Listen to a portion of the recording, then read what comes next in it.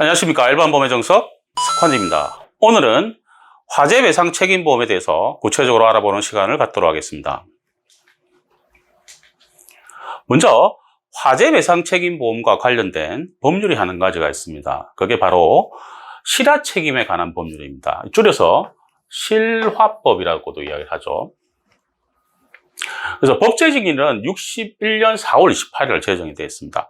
그때 당시는 경과실은 보호가 됐죠. 보상해 줄 필요가 없었다. 우리 집에서 불이 나서 옆집에 피해가 있어도 경과실인 경우에는 보상 책임이 없었습니다.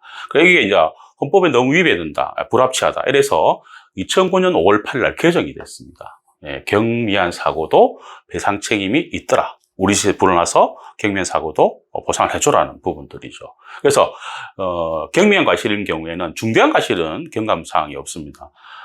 경감을 조금 해주자. 그거는 또 뒤에 말씀을 드릴 수 있도록 하겠습니다. 그래서 가입담보는 오늘 말씀드릴 내용이죠. 화재 배상 책임, 그리고 과거에 여러 번 말씀드렸던 시설 소유 관리자 배상 책임도 있습니다. 그래서 실화법, 경감 사항입니다. 화재 대상과 정도, 피해 대상과 정도, 그리고 연소 및 피해 확대의 원인, 그리고 피해 확대를 방지하기 위한 실화자의 노력, 배상 의무자, 피해자의 경제 상태, 그리고 손해배상액을 결정할 때 고려할 사정, 이런 부분들을 가지고 경감을 좀 해주자. 경과실인 경우에는 그 내용입니다. 그래서 오늘 화재 배상 책임보험에 들어가기 전에 사진 한 장을 제가 소개를 해드리는데, 이게 바로 이제 화재 배상 책임보험과 관련된 사고가 저희 사무실에 전화가 왔던 부분들입니다. 이 어패류 판매점에서 불이 났죠. 그래서 4군데 피해를 줬습니다. 1, 2, 3, 4 업체. 1층은 이제 어패류 판매점이 4군데가 있었죠. 2층은 일반 음식점 1곳, 그리고 초장, 어패류 판매점에서 이제 고기나 어패류를 사서 드시는 곳이죠. 그래서 4군데 피해가 있었는데 마침 또 옆 가게도 화재보험 가입을 하지 않았습니다. 근데 2, 3, 4는 가입을 했죠. 그럼 2, 3, 4는 어떻게 됩니까? 보험회사로부터 보험금을 지급을 받고, 그 청구권을 누구한테 줍니까? 보험회사에 줘버리죠. 그러면 이 어패류 판매점에 어떻게 됩니까? 구상권 청구가 되죠. 그러면 물러준 금액에서 아까 경감 사항 좀 감안을 해서 구상금 청구가 들어오죠. 그러면 돈을 주든지, 임차보증 압류가 되든지, 개인자산에 압류가 되든지, 그런 내용이 발생하는 부분들입니다. 그래서 오늘 말씀드릴 부분들이죠. 꼭 가입을 해야 됩니다. 화재배상 책임보험은 또 안타깝게도 요 내용만 가지고 다 가입을 할 수가 없습니다. 화재보험을 가입을 해야 가입을 할 수 있는 특별약관이죠.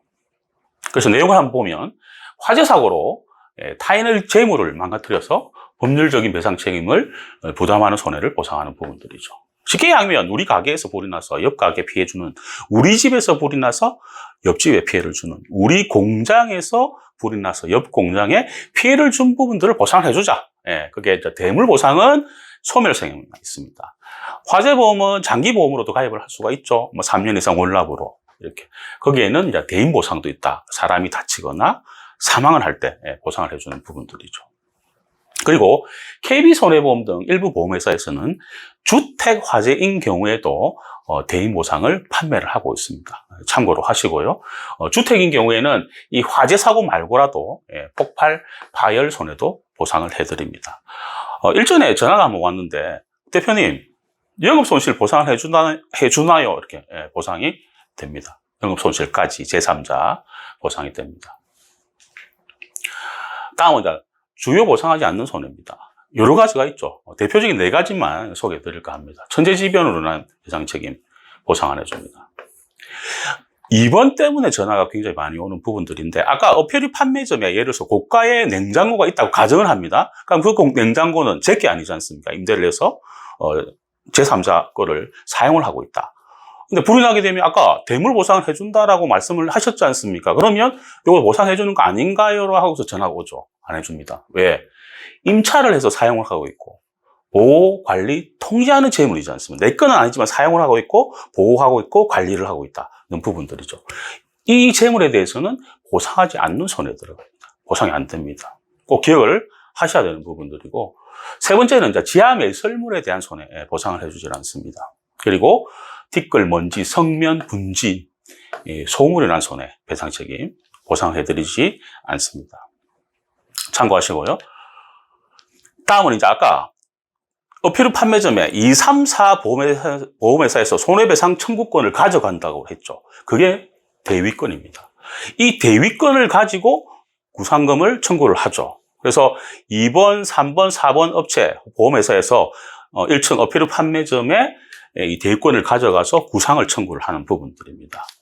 그게 이 보통약관 대위권에 대한 1번 조항에 대한 내용이죠.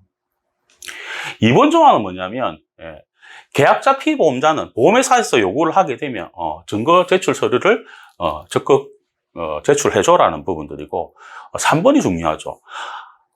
아까 그 어필 후 판매점 화재보험을 가입을 안 했다 이거지. 그러면 그 건물 주인은 화재보험을 가입을 했다 이거지. 그럼 건물 주인은 건물 피해 부분만큼은 그 보험회사에서 보험금을 지급받았겠죠. 그러면 또 그 건물주가 가입한 보험회사에서 손해배상 청구권을 가지고 또 임차인 어필 후 판매점에 구상권을 청구를 하겠죠. 왜? 임차인은 뭡니까? 원상복구의 의무가 있습니다. 자기가 임차를 할 그 상태까지 원상복구를 해줘야 되죠. 그렇기 때문에 건물주가 가입한 보험회사에서 또다시 구상권이 청구가 되는 부분들입니다. 여기서 화재보험, 화재배상책임보험을 가입을 해야 되는 게 아주 중요한 부분들이죠. 그래서 만약에 어필 후 판매점이 건물이 내 건 아니지만 임차인 내가 가입을 하게 되면 계약자와 소유자가 틀리죠. 그거를 타인을 위한 계약이라고 이야기를 합니다.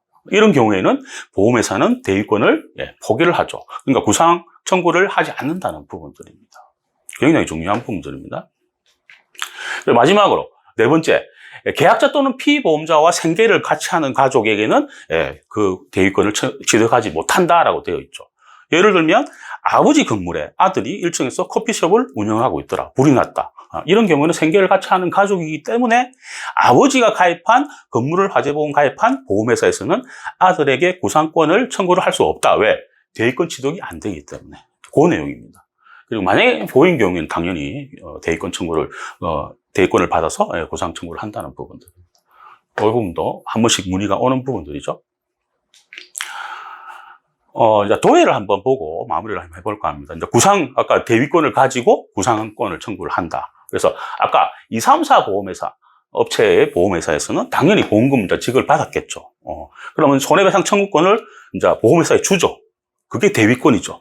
그 대위권을 가지고 화재 발생한 어필 후 판매점에 구상권을 청구를 한다는 부분들입니다.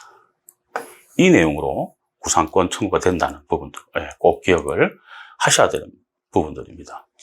마지막으로 화재 배상 책임 보험도 손해배상 배상 책임이죠.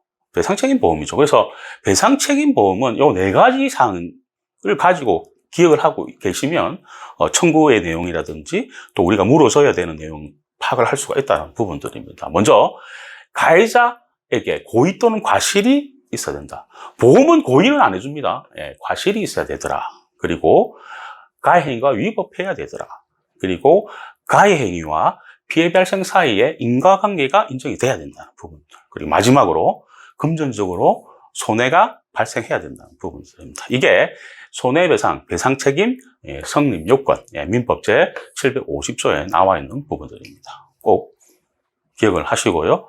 오늘은 화재배상책임보험에 대해서 알아보는 시간을 가졌습니다. 다음 시간은 제가 여러 번 말씀드린 우리가 꼭 가입해야 되는 화재보험 특별약관을 여러 가지 종류와 간략한 내용으로 여태까지 말씀드렸는데 이번부터는 하나씩 아주 구체적으로 알아보는 시간을 갖도록 하겠습니다. 일반보험 무엇이든 물어보십시오. 상단의 카카오 채널에서 일반보험의 정석을 검색하시거나 연락 주시면 성심성의껏 도와드리겠습니다.